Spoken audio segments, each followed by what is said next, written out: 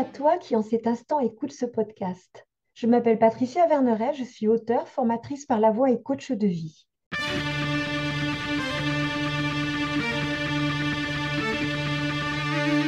Je t'accompagne avec une pensée du jour sans aucune vérité absolue, mais des invitations. À quoi?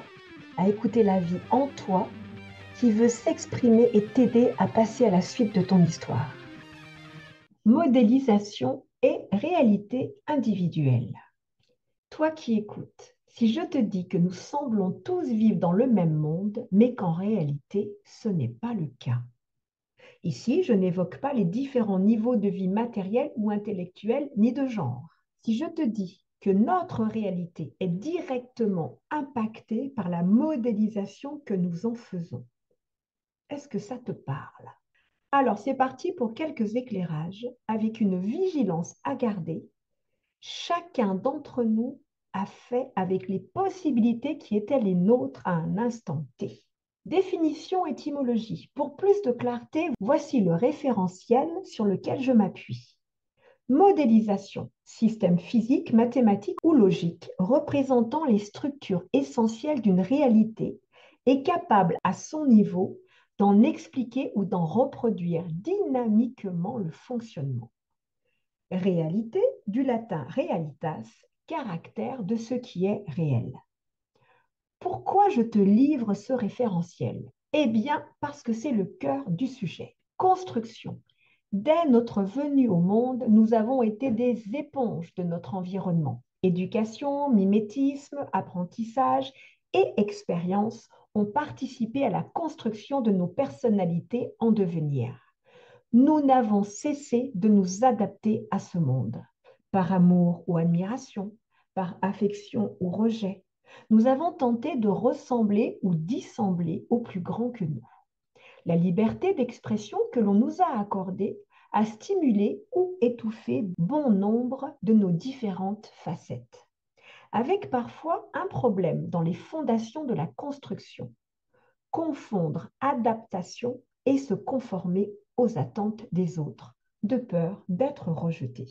Mais nous avons trouvé les moyens de bien vivre avec nos constructions bancales. Modélisation.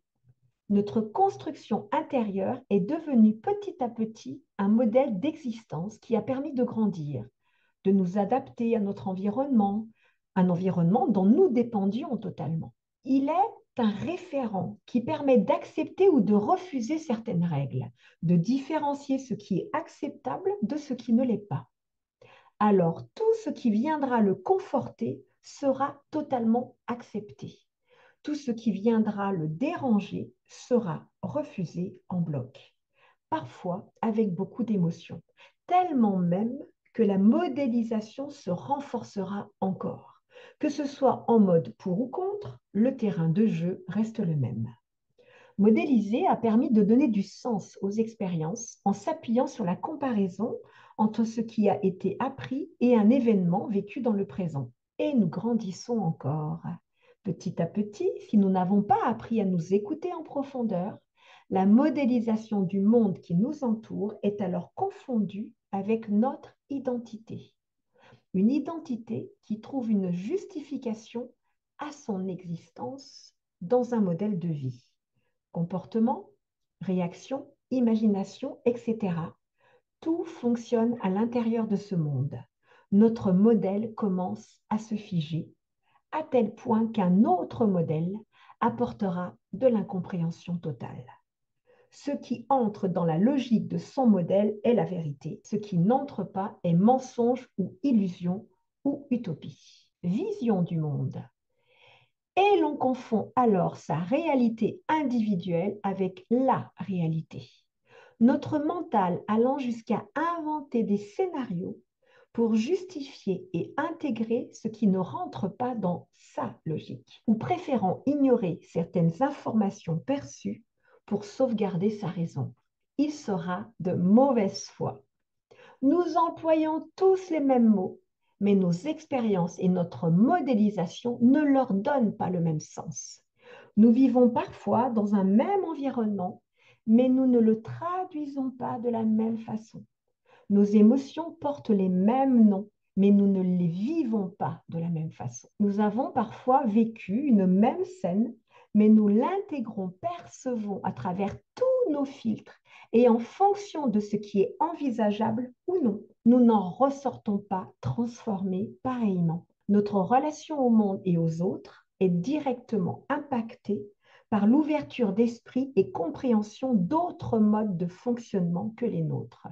Pas en étant d'accord ou contre, tout simplement en comprenant qu'un autre vécu, une autre enfance, d'autres perceptions d'un même événement mènent à voir et vivre le monde sous un certain angle. Et cet angle est relatif. Et après, moins la modélisation aura été remise en question et plus envisager d'autres façons de ressentir, de réfléchir, de réagir sera difficile.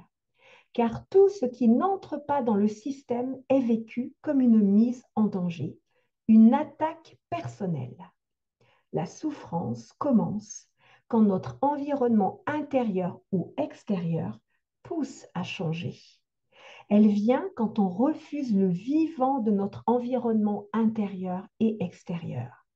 C'est la faute à devient le leitmotiv. Alors, l'être profond qui veut évoluer et passer à une autre étape entre en conflit avec le monde intérieur, ce qui peut apporter procrastination, autosabotage, culpabilité, émotions fortes, résistance à mettre en route le changement nécessaire. Notre épanouissement est saboté par notre système intérieur. Nous sommes fous, semblant préférer ce qui rend malheureux, culpabilisant de ne pas parvenir à changer cet état d'être. L'idée que notre regard sur la situation peut influer nos réactions, des conneries. La bonne nouvelle, notre cerveau est plastique. Les connexions neuronales peuvent évoluer. Les croyances peuvent se détricoter et se retricoter. Nous ne sommes pas nos modélisations, elles sont nos constructions.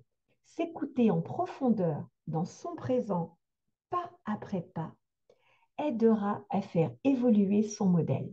Je termine mon propos avec une citation de Jean-Paul Sartre.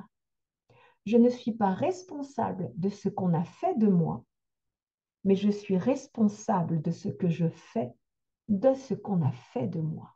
Toi qui écoutes, n'oublie pas que tu as à ta disposition une ressource tellement précieuse, ton imagination. Entraîne-la, invente des mondes qui n'existent pas, ose aller dans des utopies ou des rêves fous, non pas dans l'idée de les croire, mais pour entraîner ta capacité à sortir de tes modélisations. Et puis n'oublie pas, quelles qu'aient été tes influences dans ton passé, grâce à ton imagination, tu as la capacité de te réinventer. Je te remercie pour ton écoute. Ce podcast se termine. J'espère qu'il t'aura mis en mouvement pour te rapprocher un peu plus de ton être profond. N'oublie pas, toi seul sais ce qui est juste pour toi-même. Merci pour ton écoute.